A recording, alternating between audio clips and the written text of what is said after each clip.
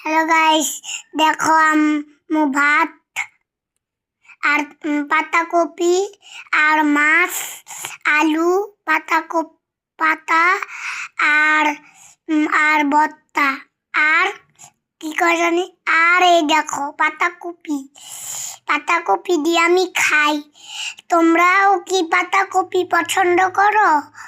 আচ্ছা, আমাদের যদি পাতাকপি ভালো হয় তাহলে আমরা আরো মজার মজার খাবার রান্না করব। আর পাতাকপির মধ্যে আলু, মরিচ, মুসির সব দিয়ে দিয়েছি আর মাছও। তোমরাও কি তরকারি পছন্দ? আলু আর সিম মাছ দিয়ে ভুনা করে দেখো কত সুন্দর।